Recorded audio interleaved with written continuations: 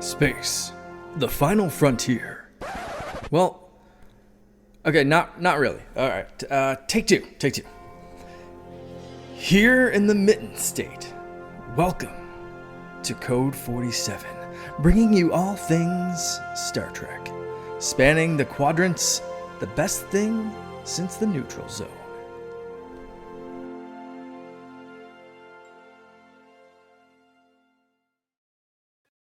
Hey, we're back for Code 47 podcast on the Secret Friends Unite podcasting network. This is episode 162. I am Charlie Carden, your humble servant, Trek Lord of West Michigan, but not Southwest Michigan, which is where our guest is from. So I'll let her lay claim to that. But of course, I'm here with Peter, my number one, and circling right back again to our guest, Katie. Gonna screw up your last name. Don't want to do that, so I'm gonna let you do it. Katie Nickolaou. If someone throws a nickel at your head, you're going to say ow. Easiest way to remember. Ooh, smart. I like it. Well, you are a broadcaster here in Michigan. I know that you live down in Battle Creek. You're at are you at Channel 6 in Lansing? 6 or 10? I am. Okay. Channel 6? Yes, I actually interned at WSYM when I was in Michigan State 1,000 years ago in both news and sales. So I know a little bit about local TV. Plus, there you go. I grew up in the world. My mom sold television advertising at 517 here in Grand Rapids. So I've been around local TV my whole life. But anyway, we're not here to talk about local TV. We're here to talk about big picture Star Trek stuff because that's what we do. But anytime we have somebody on the show for the first time, I'd like to have them give me their origin story of the thing that we're talking about. In this case, it's Star Trek. So tell me, how did you find your way into Star Trek?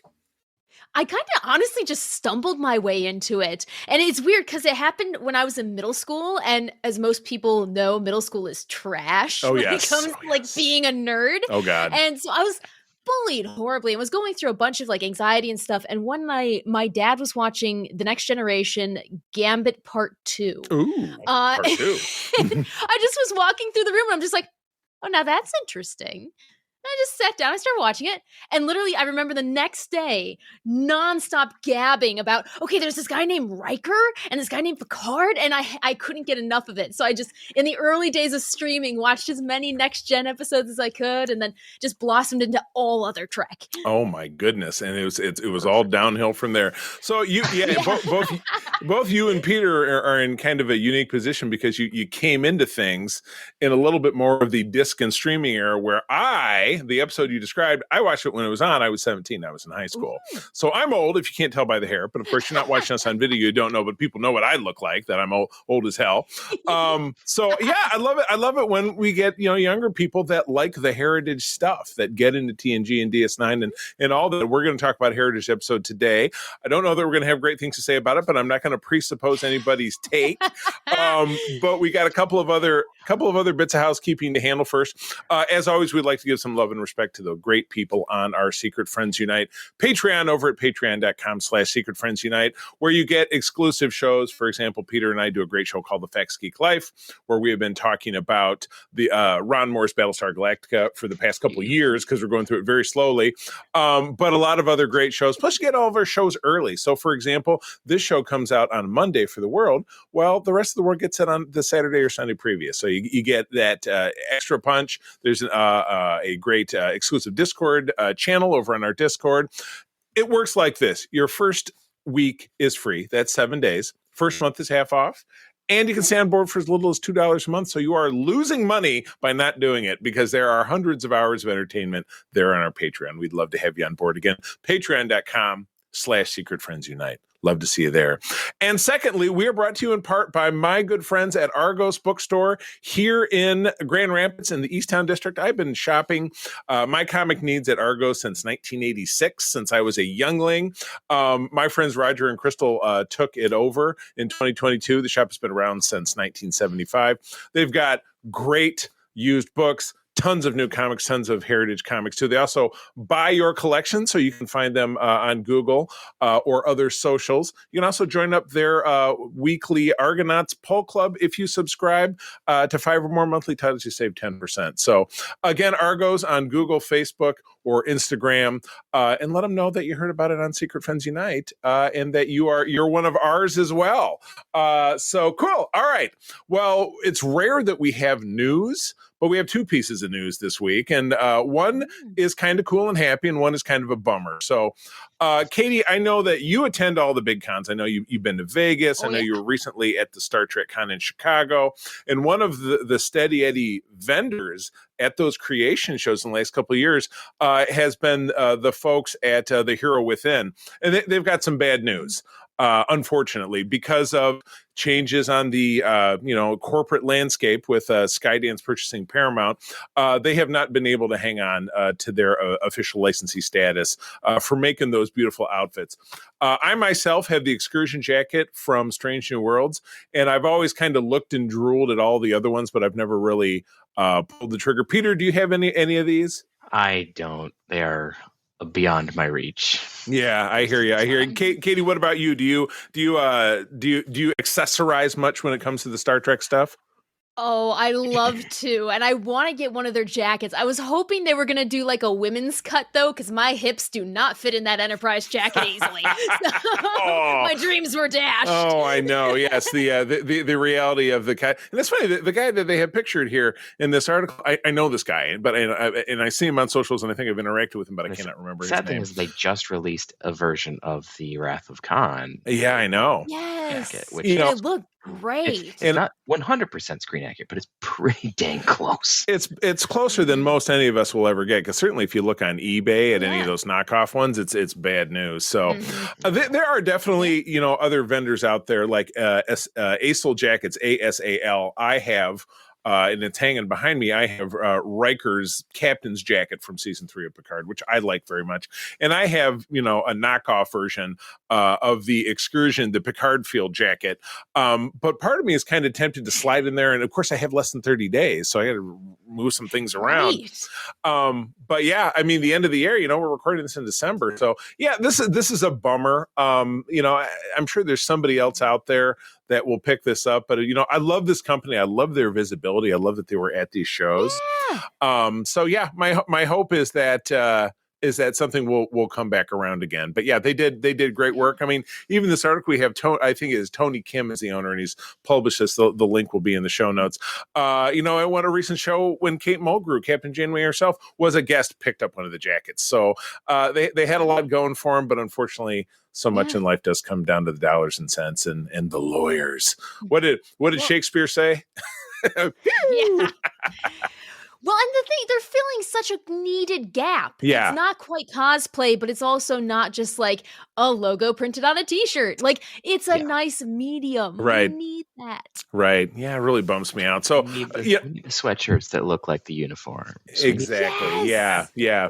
Peter I'm is gonna start making my own. And that's the other alternative. My wife she sewed things for me. We have a beautiful set of Jedi robes that she made for us. But yeah, not everybody really has the access to that. So my hope is that things will change. Maybe they'll be able to acquire it again at some point. But it was just, I really did love their stuff. And if you give them a Google and go to their website, their items are still available for pre-order. But the time is nigh, so you got to do it pretty quickly. Otherwise, you're going to be out of luck. So secondly, we are talking at the back half of our show. And Katie, are you sticking around with us to talk about the documentary about the center seat? Oh, yes, I am. Get a chance to tune in. Good deal. Well, back in 2021, and I won't lean on it too heavy, there was an absolutely great documentary, which originally, I believe, aired on the History Channel. I was actually talking with our friend of the show, Larry Nemechek, last night. On chat because he's heavily featured in this, but we'll get into this later. But I am seeing and Brian Volk-Weiss, who is the head of Nacelle Company, who made this, has been a guest on our show, and I actually exchanged messages with him just last night, letting him know that I would love to have him come back, because it appears the show is potentially moving forward to do some more episodes. They have, I've seen on his socials that he's, sat down with William Shatner recently. I feel like he sat down with George Takei recently. We see Alice Krige pictured here in this article. So, I love it. I love it, and I love it how it's really set apart. And again, we'll talk more about it when we get there. From anything that's produced by Paramount, that it's not all glitzy and like reach for the stars and blah blah. It's very tongue in cheek. So I look forward. Yeah, I look forward to seeing more of that. But Brian does very nice work. He's a very nice guy. But I dig this. So this is good news for you guys too, I assume. Mm-hmm. Oh yeah. No, because with the way that I drive up to Lansing for work every day, so I have an hour commute pretty much each way. Yeah. So I have a lot of time to just listen to Star Trek episodes, and I listen to them like their podcast because I know what happens on the screen. I'm a nerd. This is a really cool look behind the scenes. Yeah, I've done that in the past too. I went through a thing where I would listen to episodes of Voyager. I'd be like, well, I'm on a podcast, so I'll just bring this up on Paramount Plus, and I'm not watching the video, but it's going through my speaker. So yeah, that's cool. Exactly. I didn't know anybody else did that. So yeah. So in my message with Brian, he said it could be quite some time, but I think we have because there are just so many stories to tell. So yeah, I look forward to hearing about this. So well, cool, good deal. All right. Well, we had some highs, we had some lows, and now we're moving back into a segment that we've not done for a while because we had newer programming to talk about. And then, we had the Star Trek on audio drama to talk about, which we did in our last episode. But now we've returned back to what's become one of my favorite segments, which is the random sode, or the random episode. And the way this works is that folks who are kind of in our sphere play this game. Often I'll say, hey, Katie, if it was you, I would say, hey, Katie, choose a series. And you might say Star Trek Voyager. And then I would say, all right. Right. I'd say roll the dice, and 1 through 7, and the number would come up, and that would be your season. And then roll the dice again, and that would be your episode. So this episode was actually chosen by my wife, April, and it was just me begging her, saying, "Hey, pick one." Not having any concept of figure it out. The how and the why. But she ended up picking season 3, episode 3 of Star Trek Enterprise, which is an episode called Extinction. Quick summary, and then we're going to get into a little free flow here. And at the end, I'll kind of circle back and kind of give some fun production facts. But super duper quick summary: Archer, Reed, and Sato are threatened. and T'Pol are threatened by a virus that mutates them into a primal life form. Now, interesting here. This was written by Andre Boreamas, who was a guest on our show not that long ago. Super nice guy. Peter and I had a great time interviewing him. And it's, of course, directed by LeVar Burton, Geordie LaForge himself, and bears some similarity to an episode of The Next Generation, of which he was the featured cast member. So without further ado, I've been doing so much talking. Peter, why don't you start to walk us through this episode? All right. Please. Well, it does have one of the unique features of having an opening tease that has nothing to do with anyone on the ship, where we just we see creatures running around, like, what's going on? And then they get flamethrowered to death. So, cool. That was the unique story. Yeah. Talk about a hook. We got you hooked. Here's what we got in store for you guys: death by fire. We're not turning this off to watch a rerun of Friends, because that's what people otherwise might have done back in 2000 and 2004. Yeah. So we get that, and then after that we have Enterprise. Then is continuing its mission to go find the Xindi, and they're like, hey, here's this planet, let's check it out. Because like Voyager, we have to stop and check out the planets. Exactly. It's a problem with having 26 episodes in a season. We can't get anywhere directly. We got to be like, it's like all of us with ADD. Oh, look a blue car. Ooh. Yeah, exactly. So, ooh, piece of candy. Ooh, piece of candy. Ooh, shiny. Or in this case, ooh, cloudy. But there's a hole, so I can get through. Ooh. So they take a shuttle pod. They go down, and this is actually one of the episodes that kind of makes fun of the fact that we send down landing parties without environmental suits. Right, exactly. And let's definitely send the top 2 ranking officers on the ship. Our top people down. And, all we need is what's his face in Galaxy Quest opening the door. Is there air? You don't know. No. Like, Such a good poor guy. Yeah. So anyway, they get down there and they start looking around a little bit, and then all of a sudden they start mutating. It's actually very quick. Yeah. All things considered, T'Pol is barely affected. Like you see a little, she gets a little bit of the. She gets the very typical legacy era. What did they said it in Lower Decks? It was different types of prosthesis on your head or on your temples. Yeah, temple forehead prosthetics. of the week. Yeah, forehead of the week. Yeah. In this case, it was just temple prosthetics for her, and then but then we get Reed, Archer, and Sato mutate into like these clickety clackety creatures for a little while, and eventually they start speaking again. Right. Yeah. That was a real shift because then they start speaking in a very go back to middle school, very like kind of middle school play, bad accents, and then being like, and they're all, and then they have long hair, like and a mix between like Gollum and Salad Fingers or some shit. Yeah. Oh my gosh, that's a perfect explanation. Yeah, it's a quick spin, like I said, right into drama club from high school. Yeah. It was just like they're all bouncing around and Archer's talking there, like, and the big shaggy long hair. Yeah. Yeah. I wrote stunt doubles and gibberish language. Oh boy.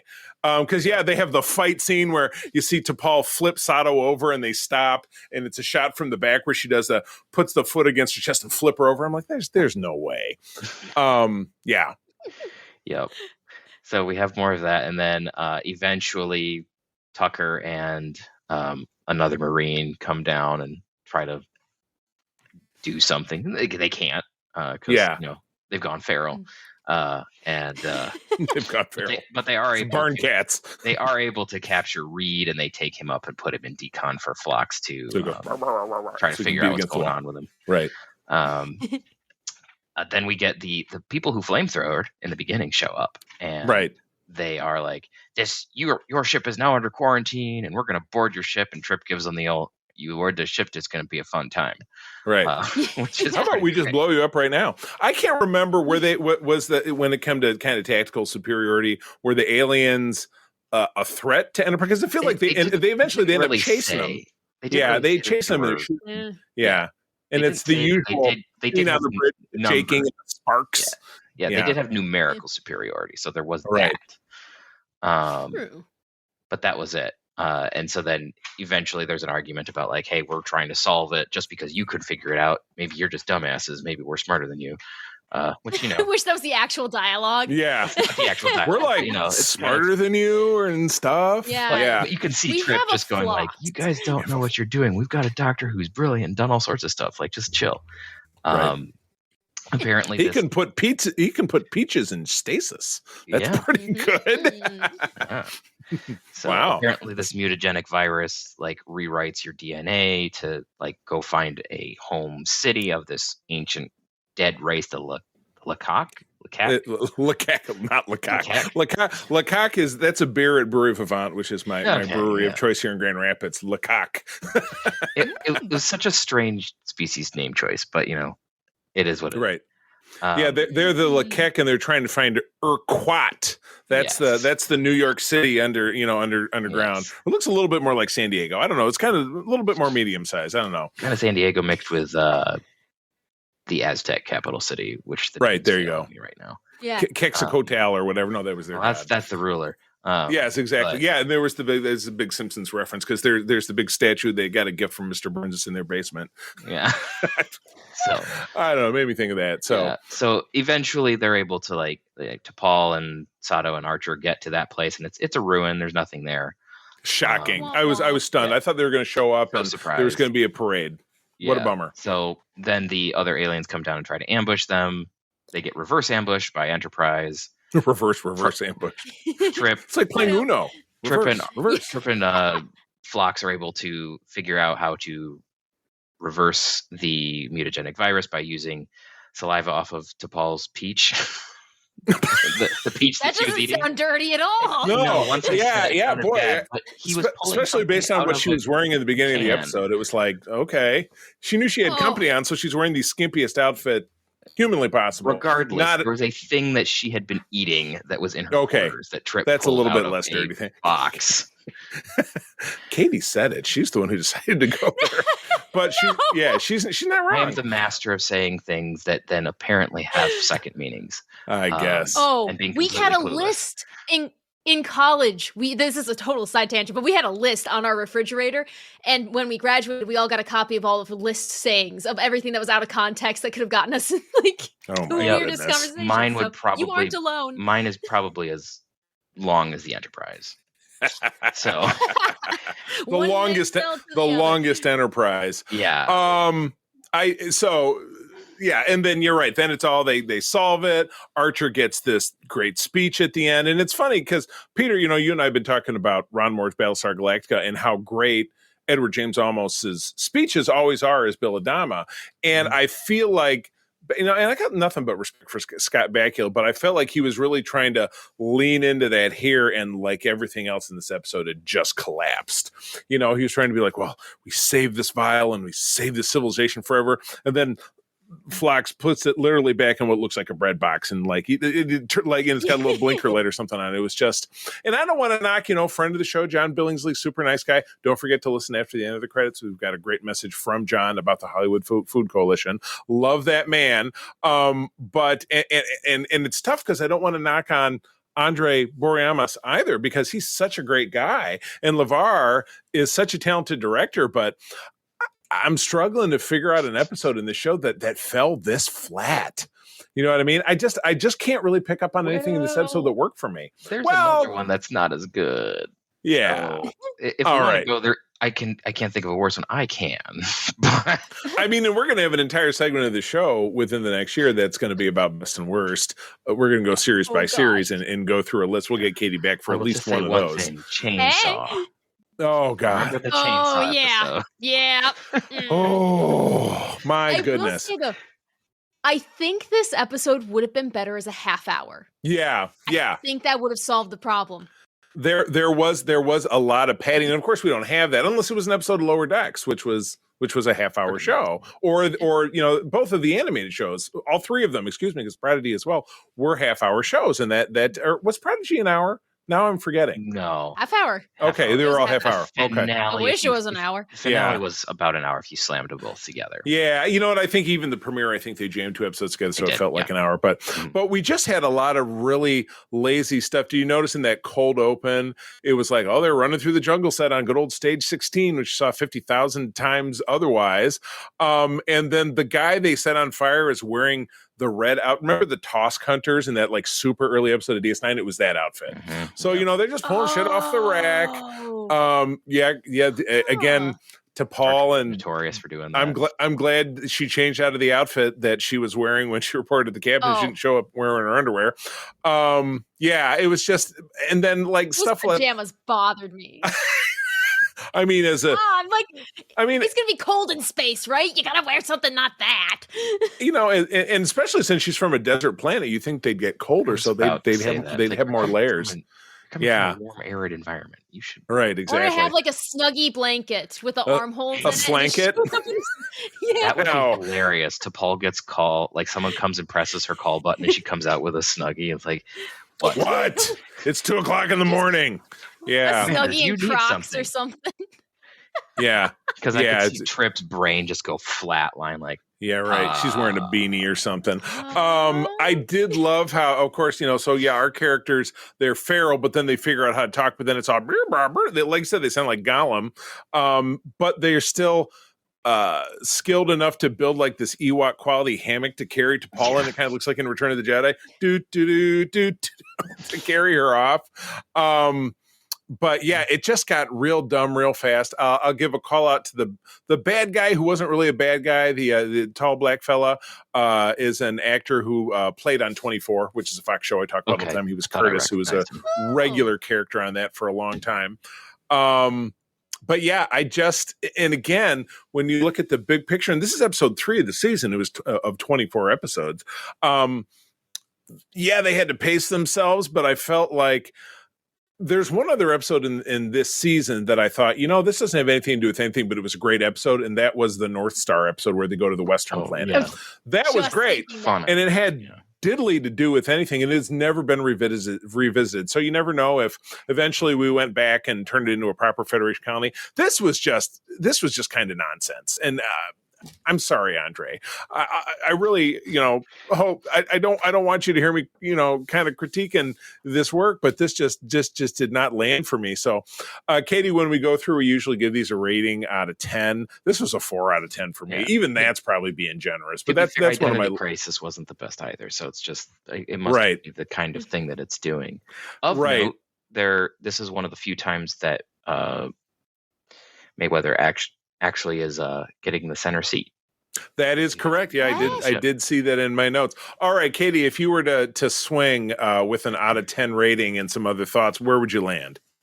Ooh, I'd probably give it a 4 to 4.5. Okay, fair. Just because I enjoy some of these like bottle episodes. I think TV nowadays is too sterilized to it has to be a plot-driven plot. And we gotta have a plot. It's just no, they're eating a fruit on the ground with their hands. Yay! I don't know. I like the goofiness. Yeah, I'll give it a 4.5. And that was goofy. It was like a melon, but the stuff in it looked like green, like dish liquid or something. I couldn't she was like, I was like.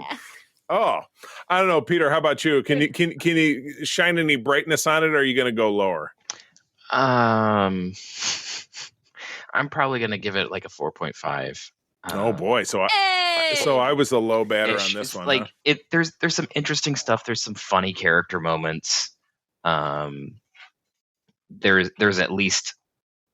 is some moral quandary in there. It's not high stakes, but it is there.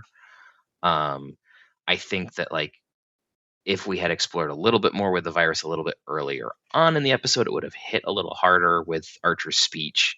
So that kind of bumps it down a bit. But I think really what this episode suffers from is lack of a B plot. Yeah, you're right. There was not anything else. Yeah, and that really does drive. Especially when we can find a way to drive the plots together in some fashion. But having this one, I'm really dedicated to the storyline. There's no doubt about it. Suffering on the planet, and Phlox has locked himself in the sterilization chamber, something goofy peaches like that. Have taken over the ship. Yeah, the peaches have mutated and are taking over. Right. Exactly. Yeah, do something something ridiculous. It's yes, it's mildly campy on the surface, but if we take something and then just kind of make it ridiculous or have some sort of relationship, something or other happening on the ship, it needed need to be something that was just some kind of balance. Somebody else doing something else instead of it's all feral and oh my god. Yeah, exactly. Even just adding in the monkey, in Voyager, you just have a monkey watching them go around in the jungle. Right. That would add more to the story. Right. Yeah. Give us some kind of cute something. It always works in Star Wars, right? They scare up a cute something or other and be like, they had the Ewok thing, but no Ewok, so it was an Ewok-less deal. All right. Some notes.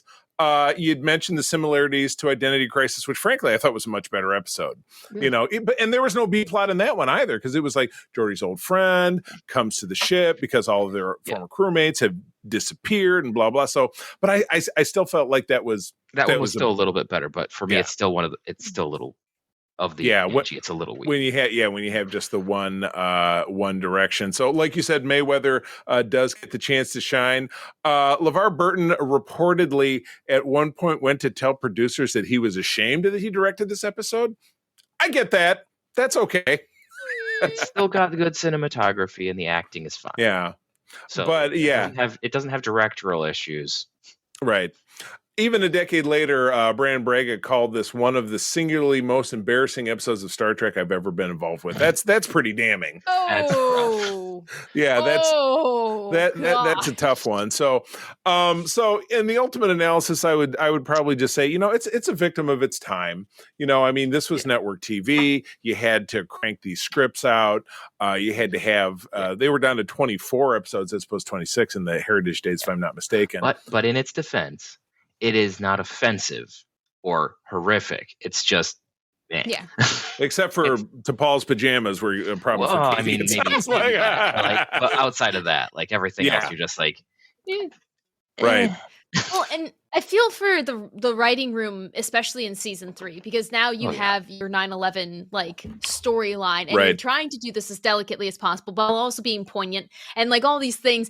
And I'm sure a filler episode isn't what's on your mind for that. Correct. Yeah. So I feel that. Yeah, that's tough. And you would think, in the modern world with streaming, when I'm down to 8 episodes or 10 episodes, that you would have a more directed story. Sometimes it's true, but a lot of times it isn't. I guess there's no magic to it. You know what I mean? So, but I mean, DS9, for example, I think in the vast majority of cases made absolute best use of every second they had, but we don't need to talk about that. But yeah, all right. Well, this has been fun. I enjoyed this segment. I know we're back with, I think we have a TNG episode next week. And Peter, I think you were the chooser, if I'm not mistaken. So I don't remember. I look forward to digging into that. But all right, let's get into it. So, Katie, last week we wrapped up, which was the original 5-year mission of this show, was to talk about every single episode and film of Star Trek at least once. And last week we did it. We got through the last part of the 7th season of Voyager. The question then became, well, what do we do with segment 2 now? And I thought, well, a great way to wrap it up, as I talked about a little earlier in the show, is to engage with a great documentary, and a great documentary that's kind of part of the family, because Brian and the Nacelle Company, they're kind of part and parcel to us. They worked here on the show. We've got a lot of people commentators in the cast of this who are people that we work with, like Larry Nemechek, who's a hell of a nice guy, and David Gerald, who actually Peter and I started interviewing him earlier this week, and where he had a power failure, so we're going to finish talking to him next week. Thank you, Snowstorm. Yeah, thank you, Snowstorm. Yay! But yeah, we've been very lucky to talk to a lot of creators, and it's kind of cool to see them all here. But let me tell you about this, and then we're going to talk about. There was 11 total episodes. We're going to talk about 2 episodes each one of our episodes. We're going to stretch it out a little bit, give us a little chance to focus on it. But I will kick you off with the summary. This is available to watch. I watched it on Amazon Prime, but it's also available on Peacock, the Roku channel, various other places out there for purchase, yada, yada, yada. But as I mentioned, 11-part documentary series produced by Nacelle in 2021 that chronicles rare and fascinating details of Star Trek's beginnings, what's going on. And like I said, it's very candid and it's very non-corporate, which I love, because Peter and I have watched some documentaries, like we talked about when we wrapped up TNG. We looped in the what was it, Where the Journey Has Been, or Journey's End, which was just Jonathan Frakes standing on the bridge and kind of like and no disrespect to Mr. Frakes, but it was very of its time, and it was very non-documentary, but it was like, I love this thing, and here's so-and-so, and then we got to the DS9 one, which was again very it was very tongue-in-cheek in a lot of ways. It was very heartfelt, and I think that this kind of balances in between the two of them. So narrated in its entirety by Gates McFadden, Dr. Beverly Crusher, who's a lovely lady. But yeah, let's get into it. I'll read the summary of episode 1, and then Katie, I'm going to kick it to you, and I'm going to have you talk to me about episode 1. So episode 1 is called Lucy Loves Trek. It all began when Gene Roddenberry convinced Desilu Studios to foot the bill for not 1 but 2 Star Trek pilots. This was in thanks to Desilu's boss, America's darling, Lucille Ball. The world met Kirk, Spock, and McCoy. All right, take me away. Mm-hmm. Honestly, I was really interested in that first episode because I hadn't seen this until I was like, oh, cool, let me check this out. Yeah. And so I had no idea the financial instability that was placed on Star Trek, especially when you have the original pilot. Right. And then you have now that you have to make another pilot, and you have to put your money where your mouth is. And Lucille Ball believing so wholeheartedly in Trek. Like, I knew she was like the godmother of Trek, but to the extent this episode made me really appreciate all the work that she and Desilu Studios did for Star Trek to actually happen. Mm-hmm. Oh, if I couldn't love her more. I know. It was incredible. And I didn't grow up watching I Love Lucy, though the reruns have been on for 70 Ever. years. But I know that Lucille Ball's career, like all things that go up must come down. I know that she had a return to a sitcom in the 80s, which I think I checked out. And like I said, by that time I didn't have a lot of, I wasn't like, oh, this is great TV. But the original was a classic. And again, it came along at a time where that was it for it was groundbreaking because there just weren't any other shows. It was the sitcom, and it was, it was a woman, and then she brought on her co-star who was not her husband at the time, but he was Cuban, which was like, oh my, there's non-white people on TV, even though it's in black and white, but it's not white, but it's black and white. It's just too crazy. And for her to just have this vision of, Gene Roddenberry, and Gene Roddenberry, such, and we've had Rod Roddenberry on the show as well, and he is such a fascinating guy for everything that he's accomplished. And this runs you through that. It talks about his experience as a bomber pilot in World War II, flying combat missions. It talks to you about his experience as a pilot for Pan Am and a crash that he was in, and then going on to be a Los Angeles Police Department or a police officer, and then like everybody in LA, he wanted to make shows and get behind the camera, and then his show, The Lieutenant, I talked to, this is what I was talking with Larry Nemechek about on Messenger last night, was fascinating. And they showed us a lot of clips from that had actors that we saw in Star Trek, such as the actor who played Gary Mitchell, and then you had Leonard Nimoy, and you had an episode with Nichelle Nichols that I think didn't, her bit got cut, but the original actor who played Dr. Mbenga was in this, was in The Lieutenant. It's fascinating. I did find it, it's out of print, but I found it on DVD on eBay, and it's sitting in my watching list. I got to pick that amongst other things I watch on eBay, but I want to pick it up because it's absolutely fascinating. So, Peter, talk to me about episode 1. So I had read this before in there was a book that was made in the late 90s. I think it was The Making of Star Trek. And I remember reading that Lucille Ball was involved in it. I remember showing this to my parents, and I was like, oh yeah. And then I got which I know I have to mention every time she comes up because it's just a fun fact. It was like, oh yeah, she's your great great aunt. I was like, oh really? Oh my God, that's right.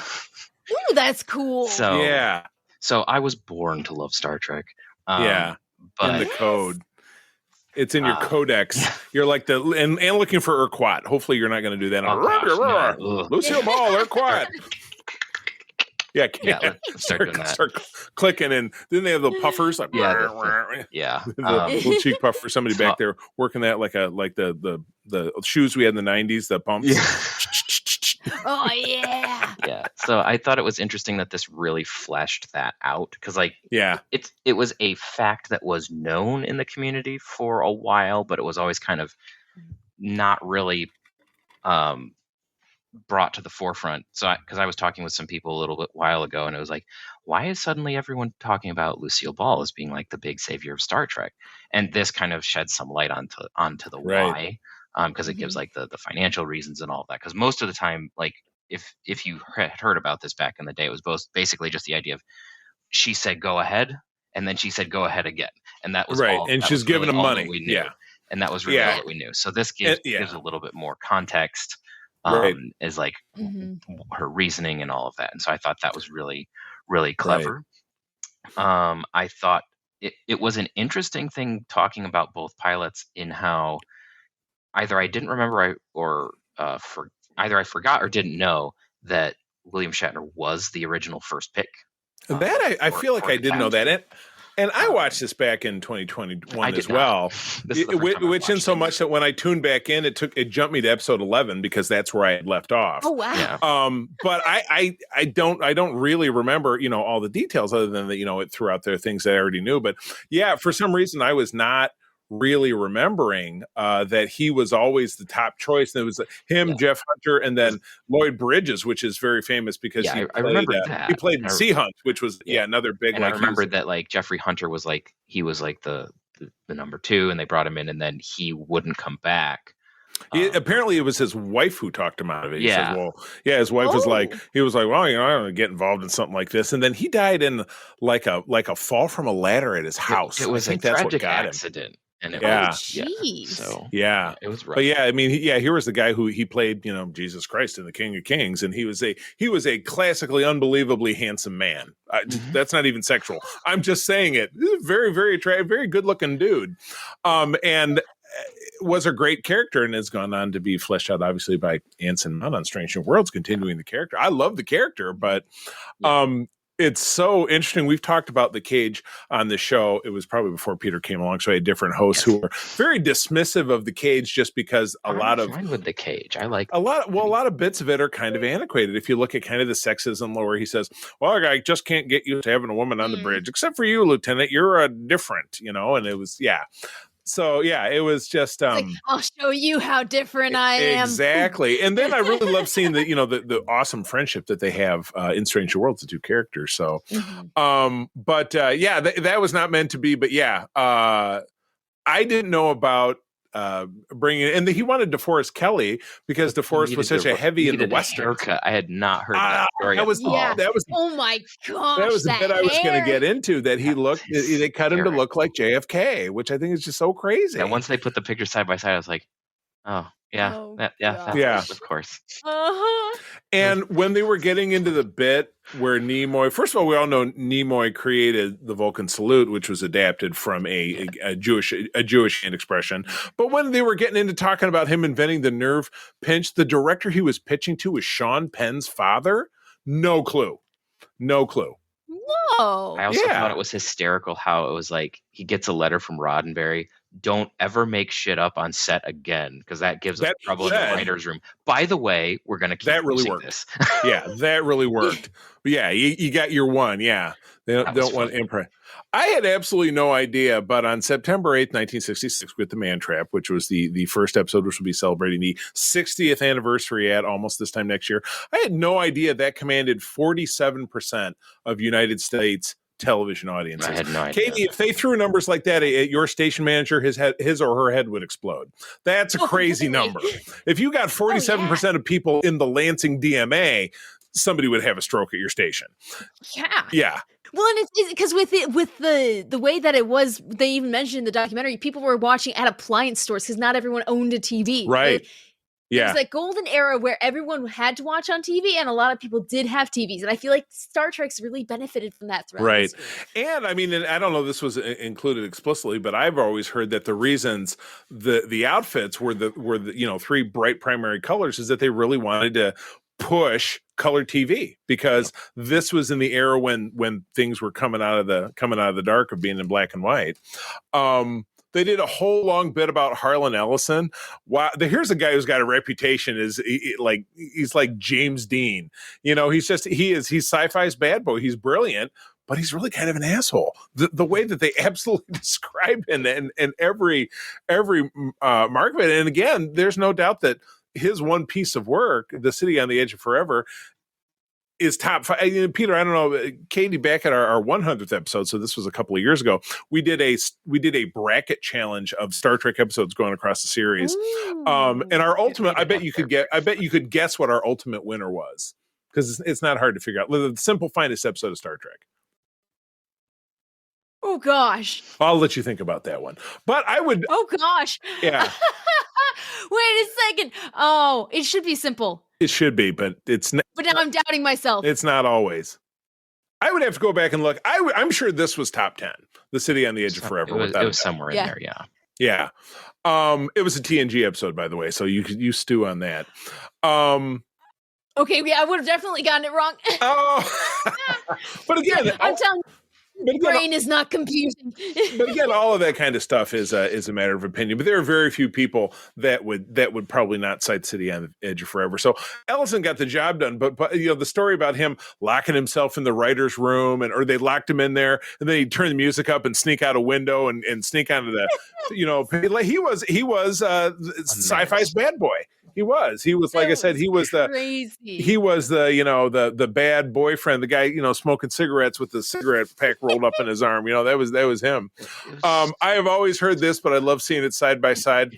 Season 2 starts, they bring in Walter Koenig as Pavel Chekhov with the huge bouffant Davy Jones of the Monkees wig. I love the Monkees. This was another part of my conversation with Larry Nemechek last night. I love the Monkees. That's the other thing that's sitting in my cart at eBay, because the 2 seasons of that show are out of print. So it's either buy the DVDs or it'll disappear into the ether.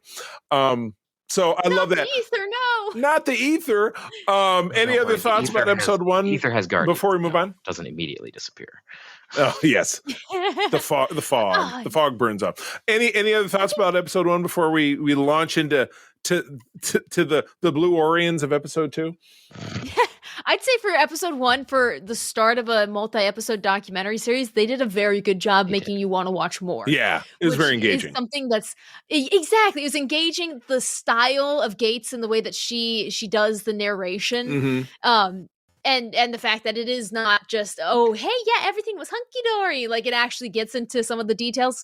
Yeah, it's a very appealing documentary. Yeah, that's what, like I said, and I've said it a couple times. Yeah. I'll say it again. It's not a sanitized documentary, like, and we think it's great because Gene was such a this thing and that thing. And it was like, no, we had this guy on staff. He was total dick and blah, blah, blah. And we really struggled. And, the networks weren't helping us out. Yeah. I love the ratio of how the episodes got made. So they were like, the pilot cost $430,000, which is an insane amount of money in 1965 or 66 when they made it.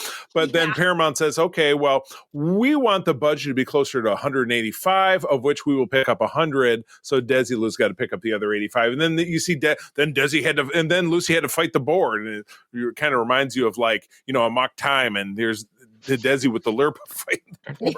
Dun, dun, dun, dun, dun, dun, dun, dun, dun. Bum, bum, bum, bum, bum, bum. Final thoughts, Peter, about episode 1? I think it's a good setup for the rest of the series. I do like that it does give a lot of those details that kind of get dropped. Because a lot of people want to put rose-colored glasses about the creation of Star Trek. It's like, oh, it has so many good things about it. It's like, yeah, but there's always, like, something can be great and still have imperfections, and we need to know that and understand that, like, everything that we love is human. Right. Like, there are going to be things that people make mistakes, people do dumb things, happens all the time. The dirty life in time. And so, it was just fun. And I did like that it didn't spend, like, the whole time, like a lot of other documentaries where it's like, and we're going to spend 20 minutes just bashing Shatner because people are going to talk about how we didn't like him on set. So I was glad that they didn't, like, there was no piece of that.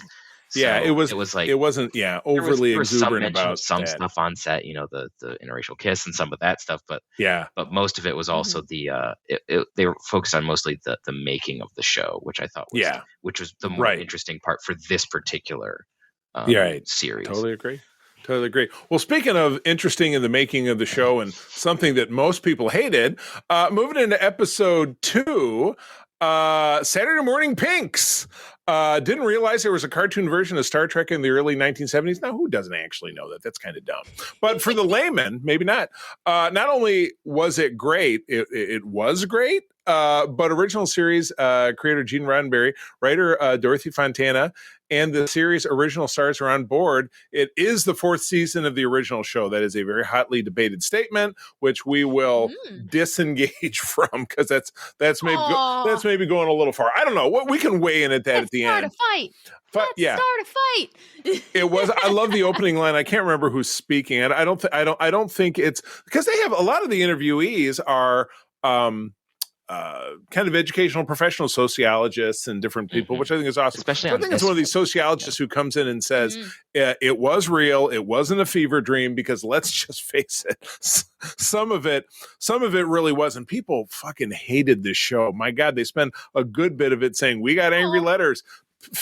Geeks were so geeks. I use the expression, lovingly, but they were like, people were so mad. They're like, you're dumbing down my Star Trek. How dare you? Brr, brr, brr, this thing and that thing.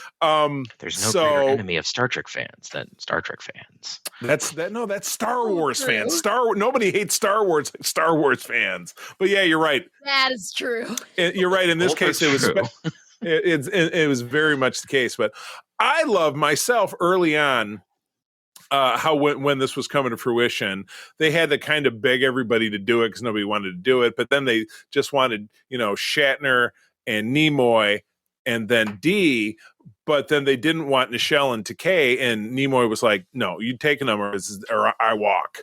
And that was awesome. He was, and again, we another guest that we've had. I feel like I'm name dropping my way through this, but another guest we've had on the show was Adam Nimoy, and I did read his book about his very complicated relationship with his dad. And Leonard was a very complicated guy, but at the core of it, he did a lot of really great stuff like this. Really fighting for the rights of his co-stars, which I think is awesome. So, all right, Peter, you go first. Take me through how you're feeling about the Pinks, the Orions. So I thought that this particular episode did a really good job of highlighting the effort and the love behind the animated series. Because a lot of times, especially people like my age and younger, who I didn't grow up on the animated series. I didn't see it until I was like 27 because it's hard to get. I think it was even harder to get. Oh, before the 2000s, when I was a teen, impossible. So I couldn't accurately tell you when I saw it, and I know that I know it came out on DVD in the early 2000s. Yep, and that's the copy that I have, and it has not had another release.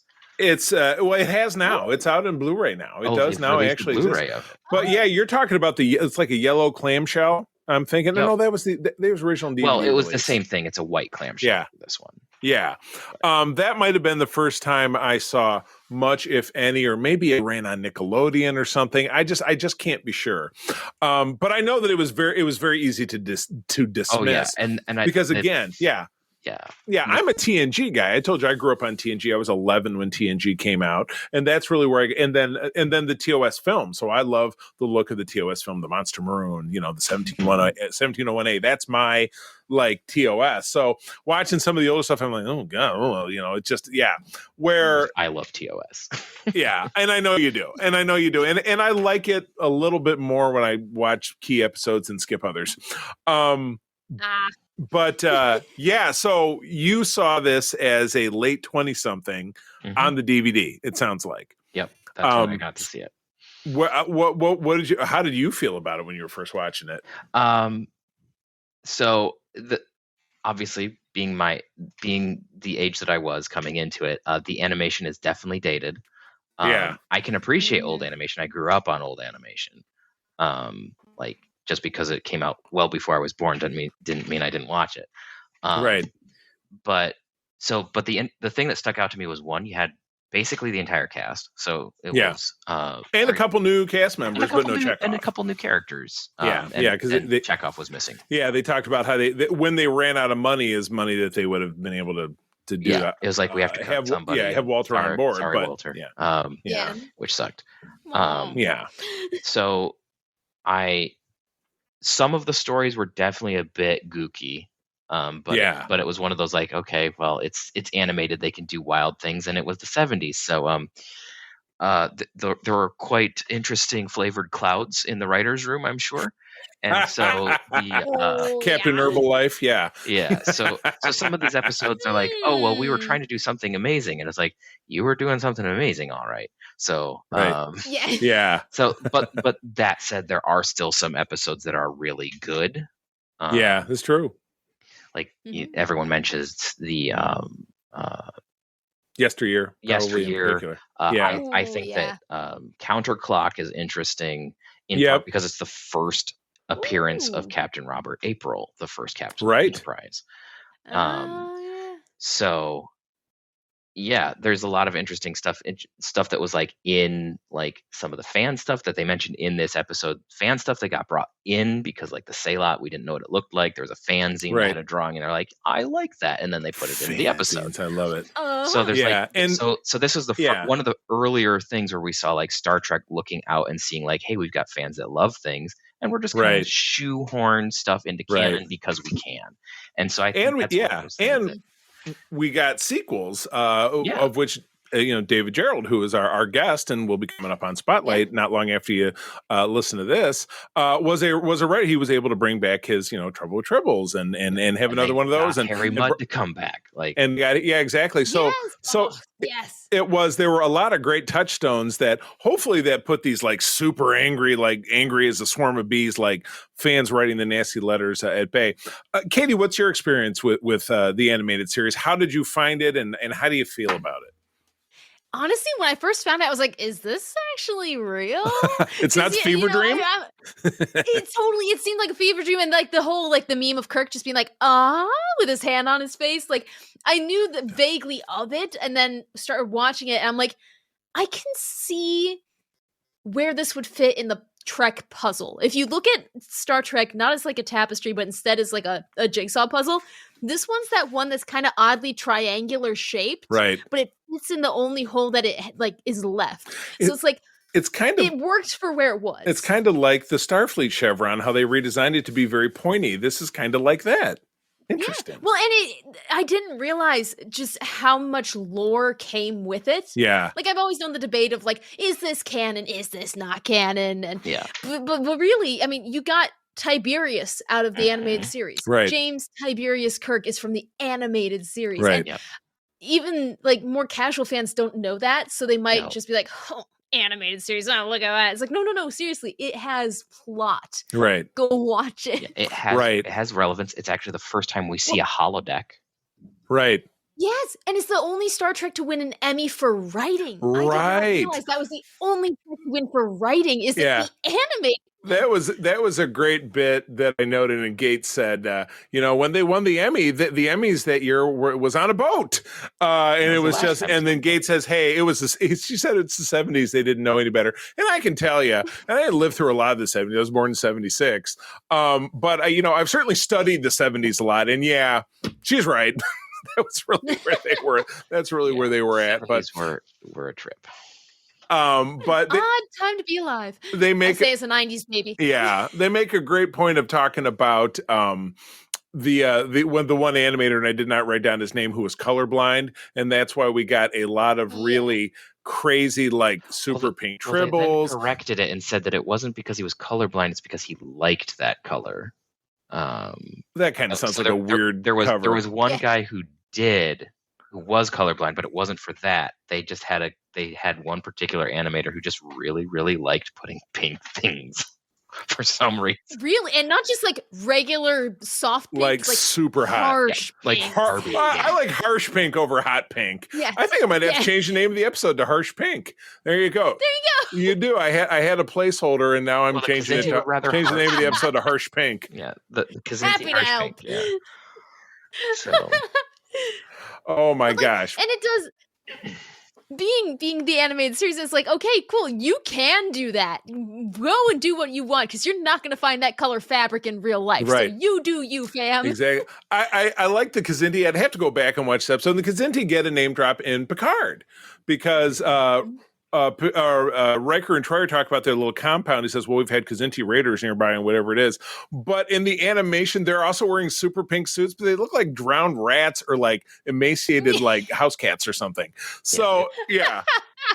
That's the TAS also gave us the devil. Cat. Yeah.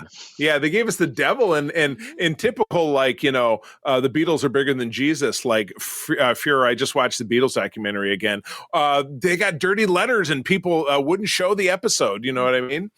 And the episode they got some kind of. Yeah, it was The funny thing is they were talking about it in the episode, it was really edgy, and they were showing how Lucifer was a good guy, and I'm like, I watched this episode. It wasn't that edgy. Right. And I'm coming from the group that some people might think, oh, should be offended by that. No. Didn't really do it. It's an animated TV show, Exactly. sort of a thing. And also, it's and he's drinking booze and looks like a fawn. I'm. Yeah. He looks like a fawn. We get real representation in this, and again, Peter and I were talking about this when we were at Motor City Comic Con. I was telling him about DC Comics early 1970s comic series where they had a Native American officer on the Enterprise, and they had one in here. His name was Ensign Walking Bear. He was exactly the wrong level of representation that you would want because he was very stereotypical and talking like I'm not even going to imitate it. It's terrible. And I said you got to start somewhere. And my God, it was better than the Paradise Syndrome, which was a season 3 episode of TOS with Kirok and Miramani, and the guy was like, Cloud Bear, blah, blah, blah. See, I said I wouldn't do it, and I did. Yeah. We'll give it credit. It tried. Well, like I said, it's better than not trying it. You know, they didn't really go all the way over the top. But my closing out expression that I loved about this when it was described in the end, that they were a Mercedes and a soapbox derby. If you think about racing cars and Boy Scouts, that was pretty great. Mm-hmm. That was pretty great. That's funny. Yeah, I also did find it quite funny how, like, and I noticed this when I was watching it, but they were like, and in an effort to save money, we reused so many animation plates. It's like, yep, every time. Yep. It's like dun dun dun dun dun dun dun. The running. Well, they do that now. When I was a kid. And it's funny because there'll be a feature. Show it's not new, there'll be a feature film about it. But when I was a kid, Filmation, which is a studio that's based in L.A., made He-Man and the Masters of the Universe, and it was very similar. He had the same run. He would do the same laugh. Ha ha ha ha ha. It was like they just put a bit longer wig on him, and he was Captain Kirk with big pecs. So it was just So whenever I watch a show, I think about He-Man because He-Man was I rush home from school and turn He-Man on. Yeah. So they do a little bit at the end of this where they do a little merch and they talk about the first Star Trek convention, which I think was terrific. The one that was in 1973 at a hotel in Midtown Manhattan. They were expecting 300 people. They got 3,500. It's always fun to hear that story. Yeah. Those Mego play sets were incredible. The bridge one where they had the spinner. I do still have.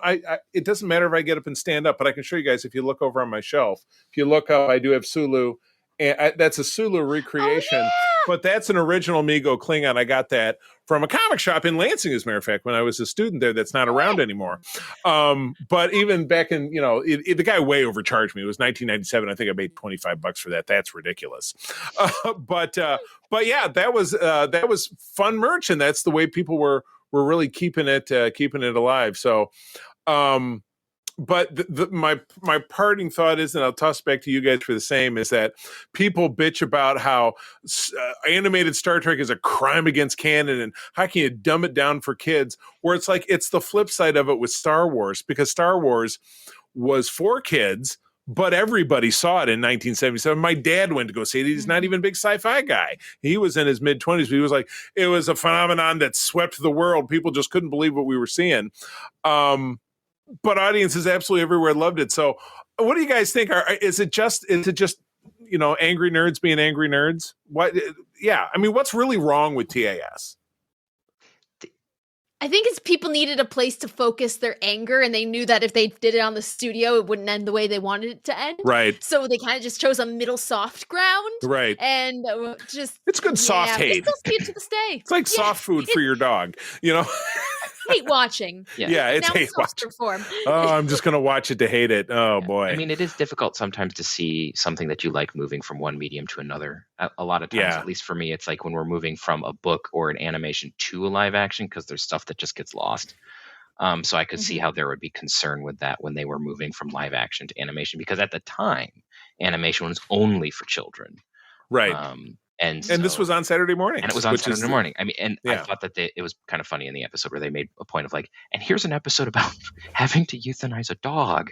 And this is right. And it was one of the first episodes. We're going all in. Yeah, and let's do this. We're setting the tone. And here's another episode where we talk about suicide bombings and yeah, exactly. Like, the jihad. That was oh boy, you wouldn't get that name through these days. Yeah, so it was just one. It was just one of those like the animated series was marketed as for children, but it most definitely was not.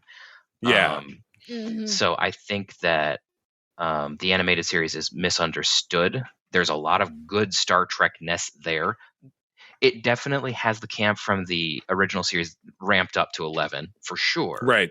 Right. They got away with stuff that some of it was like, yeah, you can animate that, but why? Yeah, right. So Yep. So the dragons and the plant people. I have that whole book. Plant people episode was just wild. I have the Shane Johnson book, and I think I pulled it out when you and I were talking to Larry the first time, that has all of the worlds of the Federation, but it has like the animated, like the drawings of like the plant people, or like those were the Phalosians, I think, but they had the one that was flying people. Yeah, the the flying people and the dragons. Like I was watching all this again, and I'm like, or Bem, who is going to be the David Gerald, the action figure that's coming out. It came back in lower decks. So the thing is, like, people debate the canon. And I remember when I was coming of age in the Star Trek fandom, there were still debates about this, and there was a lot of talk of like, well, Roddenberry didn't really like it, and you hear that in this a bit, right? It was like, well, Roddenberry didn't really like it, so it's not really canon. And I was always of the opinion, it's like, it's kind of like the expanded universe of Star Wars, where there's a lot of it that is canon, but like maybe it didn't happen exactly the way that we see it on screen, because it's a little campy, kind of like Lower Decks. Right. Right. Well, because I always tell people to think of it like expansion packs. Right. And how it's like, okay, cool. You take the cards you want from the expansion pack and you leave the ones you don't, and then you just enjoy the ones you do enjoy. Right. Yep. And at the end of the day, all that really matters is that you either enjoy watching it or you don't. And the canon part of it is this philosophical mound of nothingness. Just have fun and enjoy it. And again, I'd say without a doubt, the animated series is full of a lot of just enjoy it for what it is. And it's got a lot of the original writers. So it's like, there's no reason to be like, this isn't Star Trek. It's like, you got DC Fontana. If no one else, that tells you. Exactly. That's all you need. Yeah, she's the other Mrs. Star Trek. All right, well, that wraps this up. We'll move on to, and Katie, I might even have you back for our next episode because we're having such a good time talking about this. So we will revisit that off camera. But if not, you're part of the family now. We have Peter and I like working with people that we know that we have a good rapport with. So you are in. This was a test. It was like, and you nailed it. So, but in the time in between, if people want to find you out on socials, where are you and how do they find you? Ooh. You can find me on all the social medias at weather_Katie is what it is. So just weather and then the little underscore and then Katie. Or you could just type in, I don't know, the fandom forecast or anything really on YouTube, and I should just pop up. Whether it's my Survivor audition tape or a Star Trek fan edit, you never know what you'll find when you Google your own name. Oh my gosh. And I certainly have some weird random things. So enjoy the scavenger hunt. I like it. Good deal. And Peter, where do people find you out there if they want to talk about TAS? Those old scientists. Old scientists. All right. You can find me around the interwebs at Petrus Aquinas on most platforms. I do not say much. But if you poke at me, I might, move. Otherwise, you can find me on Discord, and you can find me over on ELH's Twitch and YouTube channel, where we do some Star Trek adventures. And you can find me behind the scenes on Starship Excelsior. Oh, yes. Friend of the show, Starship Excelsior. I am around on most socials as at the C3, THECEETHREE. I also run the social medias for Secret Friends Unite, which you can also find everywhere. But our special focus is not only our Discord, where we have got a lot of great folks talking about a lot of great pop culture topics, but you can also find me over, like I said, on the Secret Friends Unite on YouTube and TikTok, where I try to do my little kitchen chats. I do like 3 minutes or less about stuff that I'm enjoying. I did one today where I was talking about the holidays and a holiday MCU production you should tune into, not the one that Peter and I are going to talk about in a couple of weeks, which is the obvious one, but it's the not obvious one. You should tune in and find out. But with that, that is our show. Thanks for tuning in. Friends, as always, I'm going to tell you that sharing is caring and to keep on trekking. Peace and long life. Go check. This podcast is part of the Secret Friends Unite podcasting network, available on Apple Podcasts, Spotify, and podcast services around the galaxy, as well as video on our YouTube channel. You can support Secret Friends Unite by becoming a Patreon member, get bonus programs and more over at patreon.com/secretfriendsunite. Join our Discord community for even more discussions on all things geek. For all the latest updates on Secret Friends Unite, make sure to follow us on Threads at secret.friends.unite and visit secretfriendsunite.com. Find our merchandise at TeePublic and Redbubble. Thanks for listening, and may the Force live long and prosper. Hey, Secret Friends Nation, thanks for sticking around after the credits, or if you're watching us on YouTube, thanks for tuning in. I am joined by a friend of the show, super great guy who has been on with us many, many times before. This is actor and, dare I say, philanthropist, Mr. John Billingsley, who was the wonderful Dr. Phlox on Star Trek Enterprise, as well as a number of other things. John, it is always awesome to see you. How are you? I'm wonderful. I think you have to be able to write checks with more zeros than I'm comfortable writing to actually be a philanthropist. Do-gooder, I'll take that. How about do-gooder? Oh boy, it sounds like it should be on the old Batman show. Oh, do-gooder fighting the Joker. Yeah. Well, John, I wanted to slide you in here because, you know, we got some crazy stuff going on in the country these days. We're just getting off a government shutdown where SNAP benefits were pinched.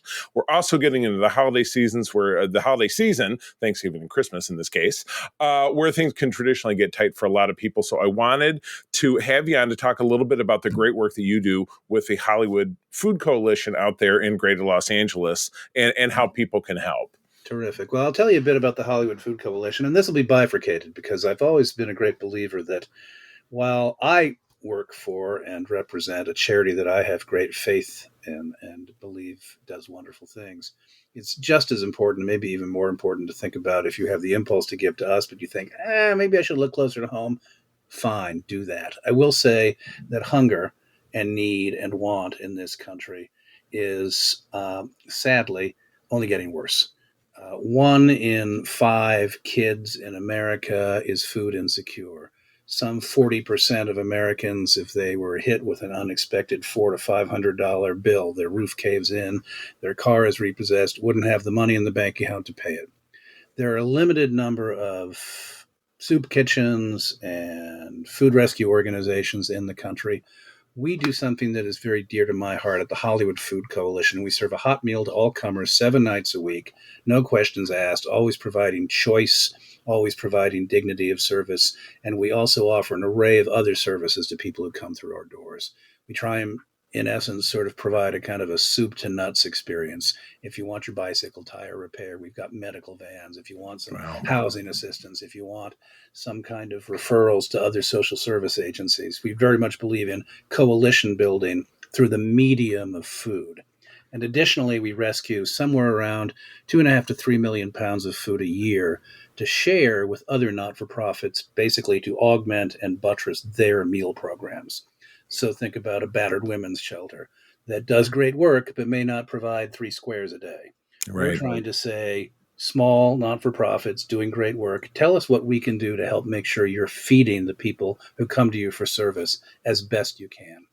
And additionally, every Sunday, we have a wonderful program that we have created with a lot of marvelous people in the community, families, church groups, and schools. We have dropped off at our premises, in essence, every Sunday, somewhere around 3,000 bag lunches. And we make sure those lunches get distributed through some of our community partners all over the city, primarily to people living in homeless encampments. Just a slice of what we do at the Hollywood Food Coalition. That's fantastic. And so if people want to donate, if they're local and they want to get involved, or if they're not local like myself, I live on the other side of the country, how can they help? Where do they go? Where do they go online to provide assistance? Easiest thing to do is to go to hofoco.org. Go to our website, and you can, if you live in Los Angeles and you'd be interested in getting involved, you can sign up to cook, you can sign up to serve, you can sign up to pull a shift in our warehouse space and help unload the food that arrives, sort it, cull it, store it, and get it out the door to some of the recipient organizations. And on Sunday, you can help our sandwich distribution program. And you can also donate there at our donation platform. But I also really want to encourage you to consider it, although I think, in a way, where you choose to give $1, it's not so much about the geography, because $1 you give in Portland or Seattle or Los Angeles is still helping people. Right. So if this is an organization, the mission appeals to you, you are helping some wonderful people in need.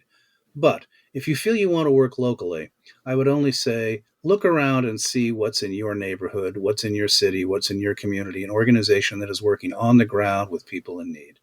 And that could be folks who are experiencing hunger. It could be folks who need legal assistance these days.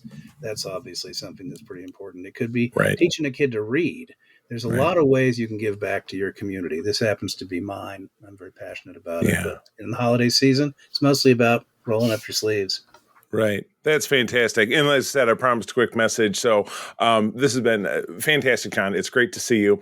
hofoco.org. That's HOFO. Oh, I just lost it. You got it. HOFOCO, Hollywood Food Coalition. HOFOCO. And it's ho ho. Oh. All right, John, I will see you in the near future. Happy holidays to all, and thanks for spending this extra time listening. Thank you. Thank you. We'll see you soon. So much. Appreciate it.